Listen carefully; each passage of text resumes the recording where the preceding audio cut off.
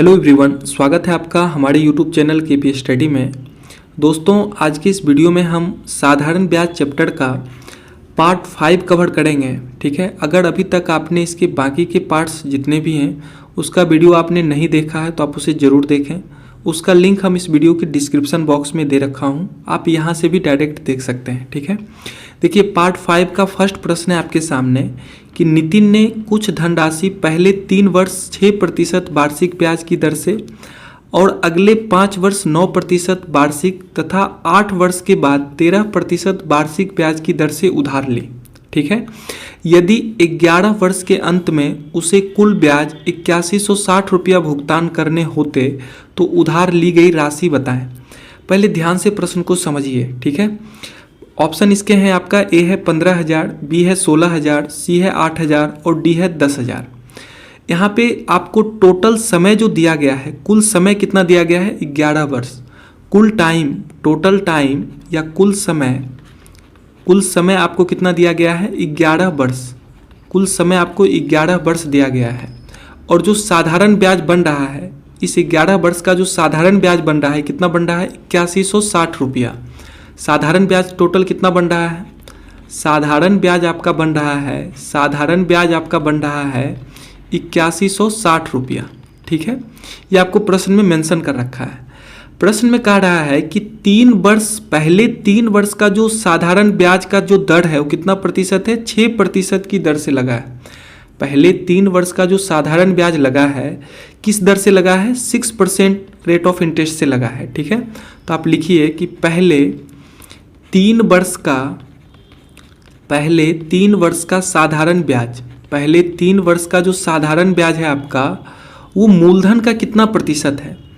हम आपसे पूछ रहे हैं पहले 3 वर्ष का जो साधारण ब्याज होगा वो मूलधन का कितना प्रतिशत होगा। देखिए रेट ऑफ इंटरेस्ट है आपका 6% और 3 साल का समय है, तो पहले 3 वर्ष का जो साधारण ब्याज होगा वो मूलधन का कितना प्रतिशत होगा, तो आप कहोगे 3 × 6 यानी 6%, यानी टोटल कितना प्रतिशत बनेगा आपका 18%। मूलधन का कितना प्रतिशत बनेगा साधारण ब्याज आपका 18%। ये जो साधारण ब्याज आपका बनेगा, साधारण ब्याज जो स्टार्टिंग का 3 साल का साधारण ब्याज 6% रेट ऑफ इंटरेस्ट से जो बनेगा वो कितना बनेगा आपका मूलधन का 18%। मूलधन का 18%। देखिए इस टाइप का प्रश्न हम आपको पार्ट 4 का लास्ट प्रश्न करवाए हैं। पार्ट 4 में इस टाइप के हम प्रश्न करवा चुके हैं। अगर आपने अभी तक उस पार्ट 4 का वीडियो नहीं देखा है तो आप उसे ज़रूर देखिए। उसमें चूंकि एक ही प्रश्न हम करवाए थे तो हमें लगा कि 1-2 प्रश्न इस टाइप का और हो जाना चाहिए। ठीक है, तो चलिए इसमें आप और अच्छे से समझ लीजिए। ठीक है, आगे प्रश्न में कह रहा है कि अगले 5 वर्ष 9% वार्षिक। अब अगले 5 वर्ष का जो दर है कितना है 9%। रेट ऑफ इंटरेस्ट जो है 9% है, तो लिखिए अगले 5 वर्ष का जो साधारण ब्याज बनेगा, अगले 5 वर्ष का जो साधारण ब्याज बनेगा वो क्या बनेगा आपका मूलधन का कितना प्रतिशत। देखिए 5 वर्ष का है, ठीक है, 5 वर्ष और रेट ऑफ इंटरेस्ट कितना लग रहा है 9%, तो कितना बनेगा आपका मूलधन का कितना प्रतिशत होगा आपका ब्याज, तो आप कहोगे 9 × 5 = 45%। कितना प्रतिशत होगा 45%। ठीक है, अब प्रश्न को ध्यान से समझिए, यहाँ पे ये गलती मत करिएगा। कह रहा है कि तथा 8 वर्ष के बाद 13% वार्षिक ब्याज की दर से उधार ली। यहाँ पे बहुत बच्चे क्या गलती करते हैं कि इसको ही समय मान बैठते हैं, 8 वर्ष मान बैठते हैं। ठीक है, 8 वर्ष जो आपको दिया गया है इसी को समय मान बैठते हैं, जबकि ये प्रश्न में कह रहा है कि 8 वर्ष के बाद। ठीक है, यानी टोटल समय आपको कितना पुराना है, आपको 11 वर्ष, जिसमें आपका टोटल अभी तक समय कितना हो गया है कवर, तो आप कहोगे 3 वर्ष और इधर 5 वर्ष। पहले 3 वर्ष फिर उसके अगले 5 वर्ष, यानी 8 वर्ष कवर हो चुका है। यही प्रश्न में यहाँ कह रहा है कि 8 वर्ष के बाद, तो 8 वर्ष के बाद और 11 वर्ष में कितने का अंतर होगा, तो आप कहोगे 3 वर्ष का।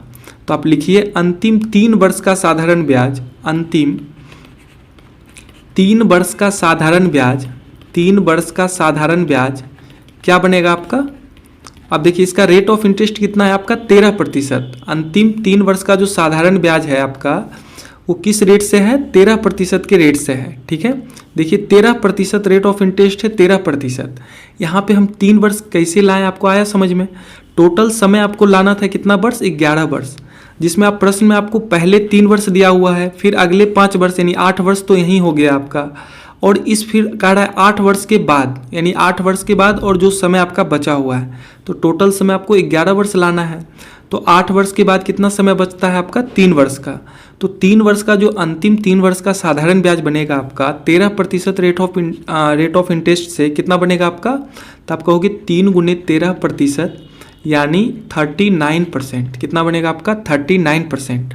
तो अब देखिए कुल 11 वर्ष का जो साधारण ब्याज बन रहा है, कुल साधारण ब्याज कितना बन रहा है आपका? तो आप कहोगे मूलधन का कितना प्रतिशत? सबको ऐड करिए आप, 18%, 45% और 39%। इसको ऐड करिए, कितना मान निकल के आएगा आपका? 102%। कितना मान निकल के आएगा आपका? 102%। यानी जो आपका साधारण ब्याज होगा ना, वो मूलधन का कितना प्रतिशत होगा? 102% होगा। ये जो 18% आप देख रहे हैं, ये मूलधन का 18% साधारण ब्याज है, फिर आगे मूलधन का 45% साधारण ब्याज है, फिर मूलधन का 39% आपका साधारण ब्याज है। तो ये टोटल साधारण ब्याज मूलधन का कितना प्रतिशत आ रहा है आपका? तो आप कहोगे 102%। और यहाँ प्रश्न में आपको टोटल साधारण ब्याज कितना दिया गया है? प्रश्न में आपको कुल साधारण ब्याज कितना दिया हुआ है? 8160 रुपया। कितना दिया हुआ है? 8160 रुपया बराबर लिखेंगे मूलधन का कितना प्रतिशत? मूलधन का 102%। प्रतिशत हटाएंगे तो बटे 100 होगा, बिल्कुल 100 होगा। आप देखिए, आप इसको सॉल्व करिए, ठीक है। इधर बटा 100 है, इस साइड आएगा तो गुना होगा, यानी लिखेंगे 8160 गुने 100 बराबर मूलधन गुने क्या होगा? मूलधन गुने 102। अब यहाँ से देखिए, अगर हम मूलधन निकालें तो मूलधन बराबर क्या निकल के आएगा आपका? 8160 गुने 100 बटे, यहाँ पे देखिए 102 गुना में है, इस साइड आएगा तो क्या होगा? 102 भाग हो जाएगा। अब देखिए जो कैंसिल होने वाला उसको कैंसिल करिए। यहाँ से देखिए 102 अठी आपका क्या होगा? 816। 102 को 8 से गुना करिएगा तो कितना मान आएगा आपका? 816 निकल के आएगा, ठीक है। 816 निकल के आएगा। तो 2 अठी 102 अठी 816, एक जीरो बच गया तो जीरो लिखेंगे, यानी 80 गुने 100 निकल के आया। 80 गुने 100 करने का मतलब कितना हो गया आपका? 8000 रुपया। जो मूलधन निकल के आया है इसका कितना निकल के आ गया आपका? 8000 रुपीज़, ठीक है, 8000 रुपया। बात आ रही समझिए, इसका ऑप्शन सी जो होगा इसका राइट आंसर होगा। तो आप कहोगे कि क्या एग्जाम में इतना डिटेल्स जाना जरूरी है? बिल्कुल नहीं। ये आपका हम बेसिक जो होता है ना, इसको हम बेसिक से आपको हम बताएं, एकदम पूरे कॉन्सेप्चुअल, ठीक है। अगर इसको हम शॉर्ट में लेके भागते तो फिर आप इतने अच्छे से आप समझ नहीं पाते, ठीक है। आप अगर इसको शॉर्ट से बनाना चाहते हैं तो शॉर्ट से भी बना सकते हैं। देखिए आप इसको भड़वली भी कर सकते थे। पहले 3 वर्ष का साधारण ब्याज आपका 6% लग रहा है, यानी कितना प्रतिशत हो गया? 18%। फिर अगले 5 वर्ष का 9% से कितना हो जाएगा? 45%। और 8 वर्ष के बाद रेट ऑफ इंटरेस्ट है 13%, यानी कितना बच गया आपका? 8 वर्ष के बाद 3 वर्ष, और 13% है तो 39%, यानी सबको ऐड करने पे 102% आ रहा है। यही 102% आपका साधारण ब्याज कितना है? तो आप कहोगे 8160। तो 102% 8160 है, तो 102 से 8160 कटेगा कितना बार में? 80 बार में, यानी 1% कितना आ गया आपका? 80।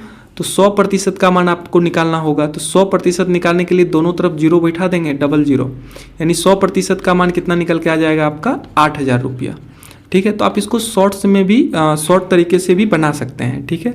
तो शॉर्ट तरीका तभी काम आने वाला है जब आपका कॉन्सेप्ट और बेसिक क्लियर होगा। बात आ रही समझ में? तो आप पहले कॉन्सेप्ट को अच्छे से समझिए, ठीक है। तो चलिए अगला प्रश्न देखते हैं। प्रश्न संख्या 2 को देखिए, सेम टाइप का प्रश्न है। आप इसको बनाने का खुद से पहले प्रयास करिए, ठीक है। गलत ही बने लेकिन आप बनाने का प्रयास करिए। जब तक आप प्रयास नहीं करिएगा मैथ नहीं सीख पाइएगा, ठीक है। प्रयास करिए, इसीलिए हम एक टाइप का 2-3 प्रश्न लेके आते हैं, ताकि 1-2 प्रश्न हम करें और बाकी के प्रश्न आप खुद से करिए, ठीक है। इससे क्या होगा कि आपका कॉन्फिडेंस मतलब जागृत होगा, ठीक है। चलिए प्रश्न संख्या 2 है आपके सामने कि पहले 3 वर्ष के लिए साधारण ब्याज की दर 6%। पहले 3 वर्ष के लिए साधारण ब्याज की दर कितना है? 6%। फिर कह रहा है अगले 4 वर्ष के लिए 7% और 7 वर्ष से आगे 7.5% वार्षिक है। एक मनुष्य ने 10,000 रुपया 11 वर्ष के लिए निवेश किए। 10,000 रुपया 11 वर्ष के लिए निवेश के लिए किए। तो यहाँ देखिए कुल समय आपको, कुल समय कितना दिया गया है? 11 वर्ष। कुल समय आपको 11 वर्ष दिया गया है। यहाँ मनुष्य निवेश कितना कर रहा है? तो आप कहोगे निवेश कर रहा है 10,000 रुपया। ये जो निवेश कर रहा है इसका अपना धन है, ठीक है। यानी आपको जो मूलधन दिया गया है, मूलधन दिया गया है कितना? 10,000 रुपया। मूलधन आपको 10,000 रुपया दिया हुआ है। तो कह रहा है इसमें कि साधारण ब्याज ज्ञात कीजिए। ऑप्शन है ए है 8600, बी है 7600, सी है 7500 और डी है 6000। इस चीज़ को आप समझिए। पहले वाले प्रश्न में क्या था? फर्स्ट प्रश्न में आपको क्या दिया हुआ था कि ब्याज दिया हुआ था, ठीक है, और मूलधन आपसे पूछा गया था। यहाँ पे आपको मूलधन दिया गया है, ब्याज आपसे पूछ लिया गया है। यहाँ पे आपको मूलधन दिया गया है और साधारण ब्याज पूछा गया है। कोई बात नहीं, सेम तरीका अपनाइए आप, ठीक है, सेम तरीका। कह रहा है कि पहले 3 वर्ष के लिए साधारण ब्याज कितना है? 6%। देखिए पहले अगर हम आपसे पूछे कि पहले 3 वर्ष का साधारण ब्याज क्या होगा, पहले 3 वर्ष का साधारण ब्याज क्या होगा, तो आप कहोगे रेट ऑफ इंटरेस्ट है आपका 6%। तो पहले 3 वर्ष का साधारण ब्याज मूलधन का कितना प्रतिशत आ जाएगा आपका? 18%। मूलधन का कितना प्रतिशत आएगा? मूलधन का साधारण ब्याज कितना आ जाएगा? 18%, ठीक है। ये आपका साधारण ब्याज निकल के आ रहा है। क्या निकल के आ रहा है? साधारण ब्याज। साधारण ब्याज मूलधन का कितना प्रतिशत निकल के आ रहा है? 18%, पहले 3 वर्ष का, ठीक है। आगे प्रश्न में कह रहा है कि अगले 4 वर्ष के लिए 7%। अगले 4 वर्ष के लिए रेट ऑफ इंटरेस्ट कितना है? 4% लिखेंगे। अगले 4 वर्ष का साधारण ब्याज, अगले 4 वर्ष का साधारण ब्याज क्या बनेगा आपका? देखिए रेट ऑफ इंटरेस्ट कितना है इसका? 7% है और 4 वर्ष का टाइम लग रहा है, तो टोटल कितना रेट ऑफ इंटरेस्ट बनेगा मूलधन का? 28%। 4 गुने 7% यानी 28%। अब देखिए आपका टाइम कितना कवर हो चुका है अभी तक, तो आप कहोगे 3 वर्ष ऊपर और 4 वर्ष यहाँ पे, 4 3 7 वर्ष, और टोटल टाइम आपको कवर कितना करना है? 11 वर्ष, ठीक है। तो टाइम आपका बच कितना रहा है? आप कहोगे 4 वर्ष बच रहा है, ठीक है। तो अंतिम के 4 वर्ष का जो साधारण ब्याज बनेगा, अंतिम 4 वर्ष का जो साधारण ब्याज होगा, क्या होगा आपका? देखिए अंतिम 4 वर्ष का रेट ऑफ इंटरेस्ट क्या रहने वाला है आपका? 7.5%। ये 7 वर्ष मत काउंट करिएगा, ठीक है। यहाँ कह रहा है कि 7 वर्ष से आगे, ठीक है, 7 वर्ष से आगे और 11 वर्ष तक, ठीक है। यानी टोटल समय आपको 11 वर्ष दिया हुआ है। तो 7 वर्ष के बाद देख लीजिए कितना वर्ष बच रहा है आपका, तो आप कहोगे 4 वर्ष बच रहा है, ठीक है। तो 4 वर्ष के लिए जो साधारण ब्याज का रेट ऑफ इंटरेस्ट है कितना है? 7.5%। लिखेंगे 4 गुने 7.5%। इसका मान कितना आ जाएगा आपका? 30%। मान कितना आएगा आपका? 30%। अब देखिए यहाँ से अगर हम आपसे पूछे कि कुल साधारण ब्याज कितना बना है आपका, कुल साधारण ब्याज कितना निकल के आया है, कुल साधारण ब्याज मूलधन का कितना प्रतिशत निकल के आया है, तो आप कहोगे मूलधन का कितना प्रतिशत निकल के आएगा आपका? 18%, 28% और प्लस 30%। सबको ऐड करने पे मान कितना आ जाएगा आपका? 76%। कितना मान आएगा आपका? 76%। और यहाँ पे प्रश्न में आपको मूलधन दिया हुआ है। मूलधन कितना दिया हुआ है आपका? 10,000 रुपया। मूलधन आपको कितना दिया गया है? 10,000 रुपया। अब देखिए साधारण ब्याज आपको निकालना है। टोटल साधारण ब्याज ही प्रश्न में पूछा है, कितना निकल के आएगा? तो साधारण ब्याज लिखेंगे, साधारण ब्याज बराबर मूलधन का 76% निकल के आ रहा है। तो मूलधन कितना है आपका? 10,000। इस 10,000 का 76% करेंगे तो कितना होगा? बटे 100 होगा, नीचे में प्रतिशत हटाएंगे तो। अब देखिए 2 जीरो से 2 जीरो कैंसिल हो जाएगा ये, ठीक है। 2 जीरो से 2 जीरो कैंसिल, कितना आ गया आपका? 100 गुने 76 करने पे मान कितना आएगा आपका? 7600 रुपया, ठीक है। यानी जो साधारण ब्याज का मान निकल के आया आपका, साधारण ब्याज का जो मान निकल के आया आपका, कितना निकल के आ गया? 7600 रुपया। यानी इसका जो राइट आंसर बनेगा आपका ऑप्शन नंबर बी बनेगा, 7600 रुपया, ठीक है। ये तो आपका एक बेसिक हो गया, ठीक है। इसको हम अच्छे से एक भी स्टेप हमने इसमें स्किप नहीं किया है, ठीक है। आप इसको अच्छे से समझिए पहले। अगर इसको आप स्पीड में बनाना चाहते हैं या फिर शॉर्ट तरीके से बनाना चाहते हैं तो आपको कुछ नहीं करना है। देखिए 3 वर्ष के लिए साधारण ब्याज का दर कितना है? 6%। यानी कितना दर इंटरेस्ट लग रहा है? तो आप कहोगे 18%। मूलधन का 18%। फिर 4 वर्ष के लिए 7% रेट ऑफ इंटरेस्ट से, तो कितना इसका ब्याज लग रहा है? तो आप कहोगे 28%। इसी प्रकार से 7 वर्ष से बाद, ठीक है, 7 वर्ष से आगे या 7 वर्ष के बाद, देखिए टोटल समय है 11 वर्ष, तो कितना बच रहा है आपका 4 वर्ष, और 4 वर्ष के लिए रेट ऑफ इंटरेस्ट कितना है 7.5%। तो टोटल कितना बनेगा 4 × 7.5 करने पे 30%, यानी टोटल ब्याज कितना बन रहा है आपका, टोटल ब्याज इन सबको ऐड करने पे कितना आएगा आपका 76%। ठीक है। अब देखिए यहाँ पे मूलधन आपको दिया गया है कितना 10,000, मूलधन आपका 100% का मान होता है, तो 100% आपका कितना है 10,000, 100% आपको रिप्रेजेंट कितना कर रहा है 10,000 को रिप्रेजेंट कर रहा है, 100% 10,000 को रिप्रेजेंट कर रहा है, तो बताइए 1% कितना को करेगा, तो आप कहोगे 10,000/100, यानी 100 को रिप्रेजेंट करेगा। 1% अगर 100 को रिप्रेजेंट करेगा तो आपका टोटल ब्याज कितना निकल के आया है 76%, तो 76% का मान कितना हो जाएगा आपका 7600 रुपया। ठीक है, यहाँ पे आपको इस चीज़ को समझना पड़ेगा कि ये जो दिया हुआ है ये क्या है। एक मनुष्य ने 10,000 रुपये को इन्वेस्ट किया है, ठीक है, तो ये आपका मूलधन है। जल्दीबाजी में हम लोग क्या करते हैं, इसको साधारण ब्याज मान बैठते हैं और बाद में देख रहे हैं वही पूछ रहा होता है, तो फिर कंफ्यूज हो जाते हैं। ठीक है, तो कंफ्यूज नहीं होना है आपको, ठीक है, पहले आराम से प्रश्न को समझना है। बात आ रही समझ में। देखिए मैथ्स आधा प्रश्न वहीं पे सॉल्व हो जाएगा जब आप प्रश्न को समझ लीजिएगा, ठीक है, फिर आपको आधा कैलकुलेशन वहीं पे ख़त्म हो जाएगा अगर आप प्रश्न को समझ लिए। जल्दीबाजी में होता क्या है कि आप प्रश्न को बिना समझे बनाना शुरू कर देते हैं और बाद में फंस जाते हैं, फिर आपका टाइम उसमें क्या हो जाता है लैप्स हो जाता है, और एग्ज़ाम में टाइम 1-1 मिनट 1-1 सेकेंड का काफ़ी महत्व रहता है। ठीक है, तो इसलिए पहले प्रश्न को आप समझने की कोशिश करिए। ठीक है, समझिए प्रश्न क्या कह रहा है, आपसे क्या डिमांड कर रहा है वो। चलिए अगला प्रश्न देखते हैं। प्रश्न संख्या 3 है आपके सामने कि दो बराबर राशि क्रमशः 7% और 5% के साधारण ब्याज पर उधार दी गई। कितना ब्याज पे 7% और 5% के साधारण ब्याज पे, ठीक है, दी गई। दोनों ऋणों पर अर्जित ब्याज 4 वर्ष में 960 रुपया है। 4 वर्ष दोनों में लगे हैं, इसमें भी 4 वर्ष लगे हैं ब्याज और इसमें भी 4 वर्ष लगे हैं। ठीक है, और दोनों ब्याज मिला के है कितना 960 रुपया है। तो उधार दी गई कुल राशि बताएं। ऑप्शन है ए है 3500, बी है 2500, सी है 2000 और डी है 3000। देखिए प्रश्न को आराम से समझिए। टोटल ब्याज आपको कितना दिया हुआ है, कुल ब्याज आपको 960 रुपया दिया गया है।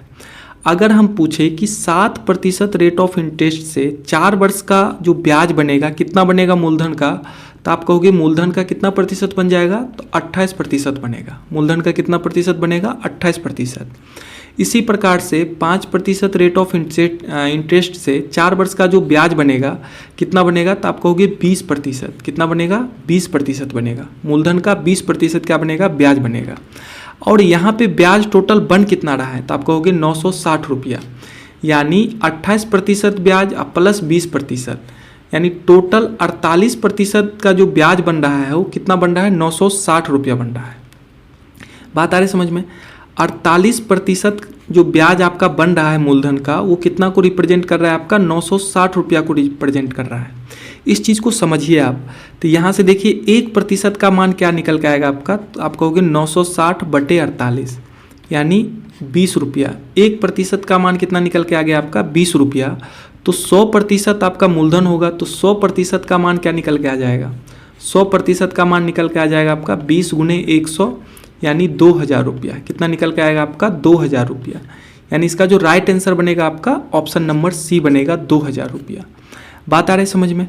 ठीक है, अब हम धीरे धीरे क्या करेंगे, जैसे जैसे आपका पार्ट्स बढ़ता जाएगा, जैसे पार्ट 6 फिर पार्ट 7, कुछ मिसलेनियस टाइप के प्रश्न भी उठाएंगे। ठीक है, अब एक टाइप का प्रश्न आपको नहीं मिलेगा। ठीक है, चलिए अगला प्रश्न देखते हैं।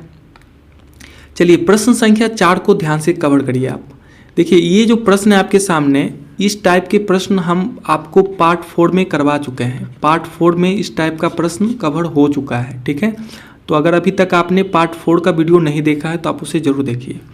देखिए प्रश्न है आपके सामने कि एक व्यक्ति 7900 रुपये की कुल राशि को साधारण ब्याज की वार्षिक दर पर 3%, 5% तथा 8% वाली 3 योजनाओं में निवेश करता है। ठीक है, एक वर्ष के अंत में, समय तीनों के लिए 1 वर्ष है, 1 वर्ष के अंत में उसे तीनों योजनाओं से समान ब्याज प्राप्त हुआ। ठीक है, तो 3% की दर पर उसके द्वारा निवेश की गई राशि कितनी है।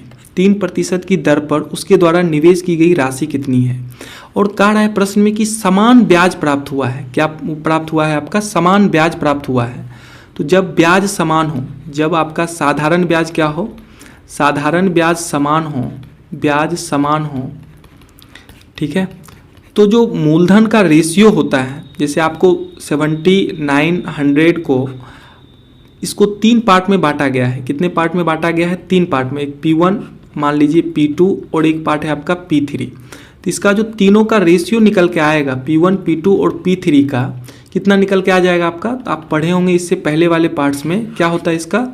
1/R1 into T1 ratio 1/R2 into T2, फिर रेशियो 1/R3 इंटू T3, यही होता है।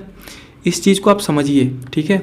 अगर इस कॉन्सेप्ट को आपको अच्छे से समझना है कि कहाँ से आया है, तो आप पार्ट 4 का वीडियो जरूर देखिए, ठीक है। उसका लिंक हम इस वीडियो के डिस्क्रिप्शन में दिए हुए हैं, आप यहाँ से भी देख सकते हैं, ठीक है। आप देखिए, इस एक चीज़ को समझिए आप, यहाँ पे आपको रेट ऑफ इंटरेस्ट कितना दिया गया है? पहले साल का 3%, दूसरे साल का 5% और तीसरे साल का 8%। और समय तीनों के लिए आपका एक ही वर्ष रहने वाला है। समय तीनों के लिए आपका 1 वर्ष रहने वाला है, ठीक है। और रेट ऑफ इंटरेस्ट कितना कितना है? पहले के लिए आपका है 3%, दूसरे के लिए आपका कितना है 5, और तीसरे के लिए आपका कितना है 8। तो देखिए, अगर इसका रेशियो निकालेंगे, P1 ratio, P2 ratio, P3, तो कितना निकल के आएगा आपका? 1/3 इकाई कितना हो जाएगा? 3, फिर रेशियो 1/5 इकाई 5, फिर 1/8 इकाई 8, ठीक है। इसको सिंप्लीफाई करिए। देखिए 3, 5 और 8 है। 3, 5 और 8 का एलसीएम क्या बनेगा? 3, 5, 8 का एलसीएम क्या बनेगा? 3, 5 और 8 का एलसीएम क्या बनेगा? तो आप कहोगे 120 बनेगा।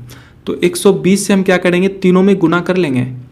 120 से आप फर्स्ट में भी गुना करें, 120 से सेकेंड में, फिर 120 से थर्ड में।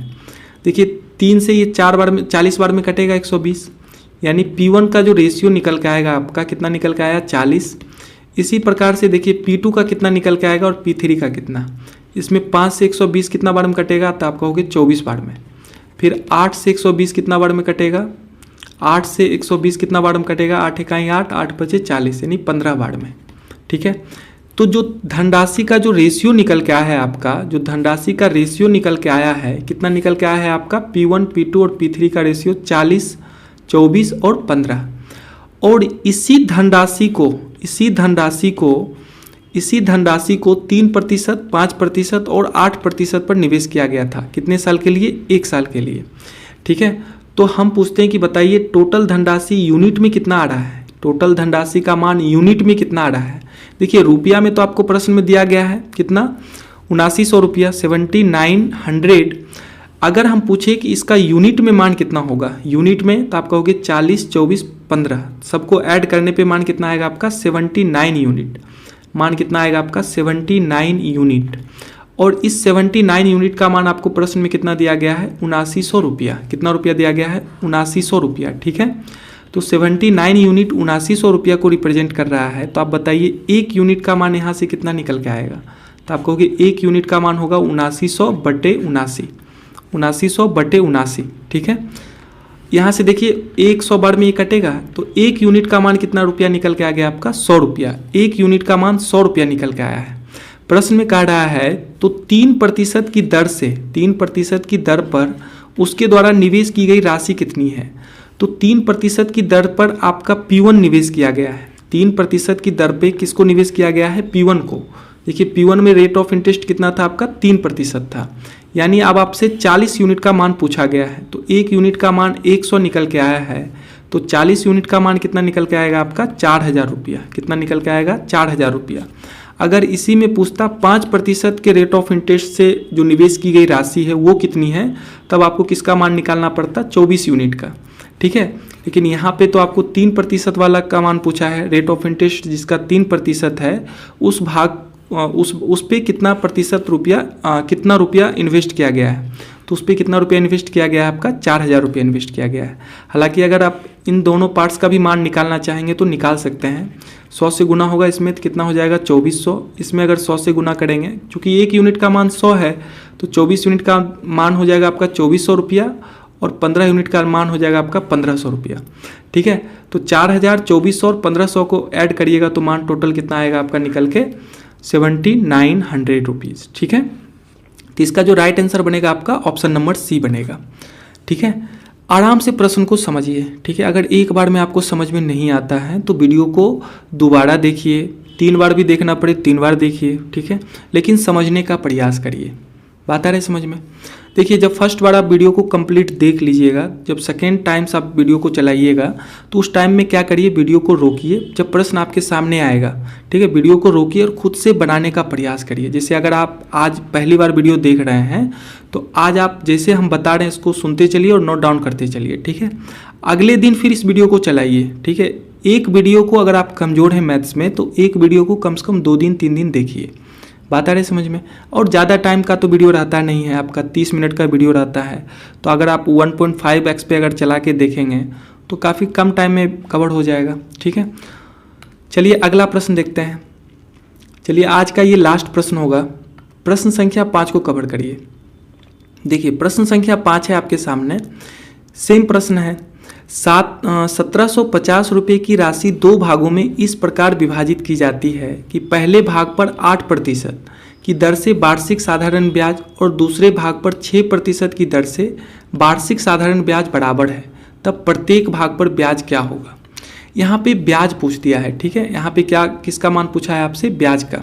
और दोनों भाग का ब्याज चूंकि बराबर है तो किसी एक भाग से अगर आप ब्याज निकाल लेते हैं तो मान निकल जाएगा इजीली। ठीक है, तो सबसे पहले हम क्या करते हैं, जो राशि आपको दिया गया है, कितना दिया गया है, 1750 रुपया।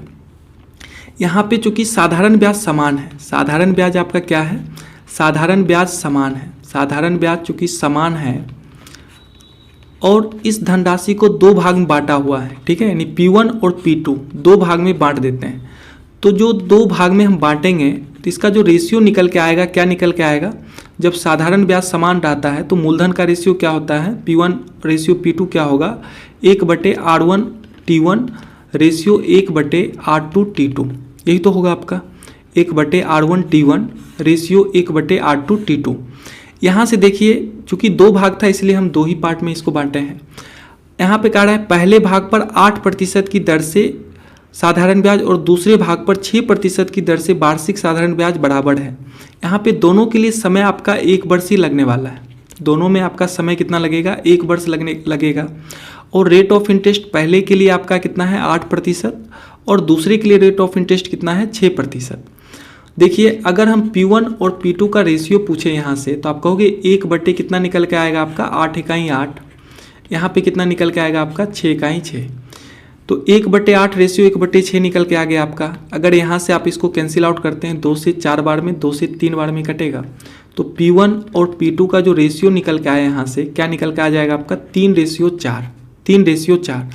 अभी तक आप इतना तो समझ ही गए होंगे। देखिए 3 4 का एलसीएम कितना बनेगा आपका, 4 और 3 का एलसीएम बनेगा 12, 4 3 का एलसीएम 12। तो 12 से इसमें भी गुना कर दीजिए, 12 से इसमें भी गुना कर दीजिए। तो देखिए 4 3 12 कटेगा ये, और 3 चौक 12 होगा ये। ठीक है, नहीं कितना रेशियो निकल के आ जाएगा आपका, 3/4 निकल के आ जाएगा। और देखिए अगर हम आपको रेशियो में यूनिट में अगर पूछे कितना यूनिट आपका पूरा धन आ रहा है तो आप कहोगे 7 यूनिट। कितना यूनिट आ रहा है, 4 3 7 यूनिट। और इसी 7 यूनिट का मान प्रश्न में कितना दिया गया है आपको, 1750 रुपया। कितना दिया गया है, 1750 रुपया। तो बताइए 1 यूनिट का मान कितना निकल के आएगा, 1 यूनिट का मान क्या होगा आपका, तो आप कहोगे 1750/7। 1750/7 इसको कैंसिल आउट करिए, 7 से कटेगा, 7 दूनी 14, 7 5 35, 0, यानी 250 रुपया। 1 यूनिट का मान क्या निकल के आ गया आपका, 250 रुपया। और जो आपका P1 और P2 का रेशियो निकल के आया है 3/4 निकल के आया है। जो पहला पार्ट का मान होगा, देखिए 1 यूनिट का मान आपका 250 रुपया है, तो 3 यूनिट का मान कितना निकल के आ जाएगा आपका, 750 रुपया। 3 यूनिट का मान कितना निकल के आएगा आपका, यानी जो पहला P1 भाग होगा कितना रुपया होगा, 750 रुपया। अगर हम P2 की बात करें तो P2 आपका 4 यूनिट है और 1 यूनिट का मान 250 है, तो 4 यूनिट का मान कितना निकल के आएगा आपका, तो आप कहोगे 1000 रुपया। 4 यूनिट का मान कितना निकल के आएगा आपका, 1000 रुपया। यानी जो P2 भाग है इसका मान कितना निकल के आ गया आपका, 1000 रुपया। यहाँ से आपको प्रत्येक भाग का मान नहीं पूछा है, कह रहा है कि प्रत्येक भाग पर ब्याज क्या होगा, इंटरेस्ट आपसे पूछा है। तो देखिए कुछ भी नहीं है, आराम से समझिए। P1 आप अगर दोनों से निकाल सकते हैं, ऐसा नहीं है कि फर्स्ट पार्ट से निकलेगा और सेकंड पार्ट, और दोनों पार्ट पे जो साधारण ब्याज का मान आएगा वो क्या आएगा, बराबर आएगा। तो आप जांच भी सकते हैं। देखिए P1 आपका कितना रुपया निकल के आ गया है, पहला पार्ट 750 रुपया। इसमें देखिए पहले पार्ट में रेट ऑफ इंटरेस्ट कितना है, तो आप कहोगे रेट ऑफ इंटरेस्ट है 8% और टाइम कितना है इसका, 1 वर्ष।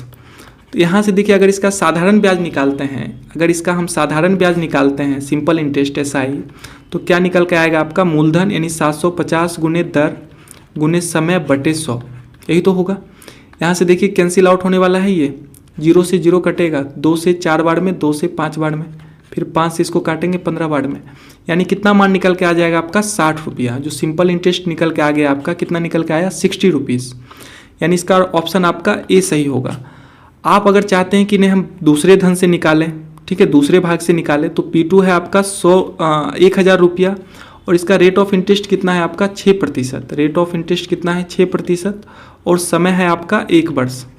तो यहाँ से अगर SI निकालते हैं तो क्या निकलेगा आपका, मूलधन यानी 1000 गुने दर है 6, समय है 1 बटे 100 होगा। अब चलिए इसको कैंसिल आउट करेंगे, ये 2 0 से 2 0 कटेगा, यानी 10 गुने 6 निकल के आ गया, यानी 60 रुपया। कितना रुपया निकल के आ गया आपका, 60 रुपीज़। देखिए दोनों में साधारण ब्याज क्या देख रहे हैं, समान आ रहा है। प्रश्न में भी तो वही कहा रहा था कि दोनों से जो वार्षिक साधारण ब्याज हैं क्या हैं, बराबर हैं। बात आ रही समझ में, तो किसी एक से निकाल के आप आंसर दे सकते हैं, ठीक है। तो चलिए इस लेक्चर में इतना ही, फिर हम इसके साधारण ब्याज का अगला पार्ट 6 कवर करेंगे, ठीक है। अभी करीब 10 पार्ट्स तक आपको हम बेसिक सिखाएंगे, उसके बाद जितना भी प्रीवियस ईयर प्रश्न है, ठीक है, NTPC में जितना भी प्रश्न आया हुआ है, चाहे NTPC हो, ग्रुप D हो, LP टेक्नीशियन हो, या फिर RPF SI कांस्टेबल हो, उन सभी प्रश्न को भी हम कवर करेंगे, ठीक है। पहले हम क्या करते हैं कि कोई भी चैप्टर का पूरा कॉन्सेप्ट पहले सीख लेते हैं, ठीक है। कॉन्सेप्ट आप सीखिए। मेरा प्रयास ये रहेगा, ऐसा नहीं कि सिर्फ साधारण ब्याज का चैप्टर कवर करवा के हम बंद कर देंगे, नहीं, ये कंटिन्यू वीडियो आते रहेंगे, ठीक है। आप डेली देखिए, ठीक है। और जो भी मेरा विशेष फोकस NTPC पे है, ठीक है, रेलवे NTPC पे।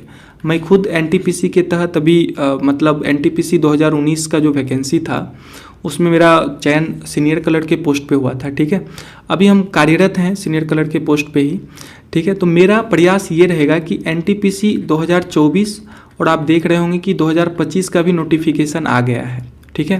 तो जो बच्चे NTPC का तैयारी कर रहे हैं, जो मेरे दोस्त NTPC का तैयारी कर रहे हैं, वो मेरे सेशन को ज़रूर अटेंड करें, ठीक है।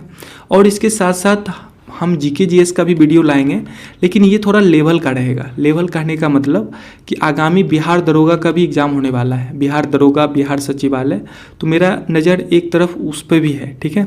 हम दरोगा का भी एग्ज़ाम हम क्वालिफाई किए हुए हैं, ठीक है। तो दरोगा किस तरह से निकाला जाता है, हम उसके लिए GK GS का जब वीडियो बनाएंगे तो उसमें हम आपको अच्छे से बताएंगे, ठीक है। तो चलिए फिर मिलते हैं हम इसके नेक्स्ट पार्ट में। इस वीडियो में इतना ही। तो उम्मीद करता हूँ आपको ये वीडियो पसंद आई होगी, तो प्लीज इसे लाइक कीजिए, अपने दोस्तों के साथ शेयर कीजिए, और अगर आप हमारे साथ जुड़ना चाहते हैं तो नीचे दिए गए रेड कलर के सब्सक्राइब बटन पर क्लिक करके हमारे चैनल को सब्सक्राइब कर लें, साथ में बेल आइकन को प्रेस करें ताकि मेरे हर नए वीडियो की नोटिफिकेशन आपको मिलती रहे। तो चलिए फिर मिलता हूँ अपनी नेक्स्ट वीडियो में, तब तक के लिए बाय बाय।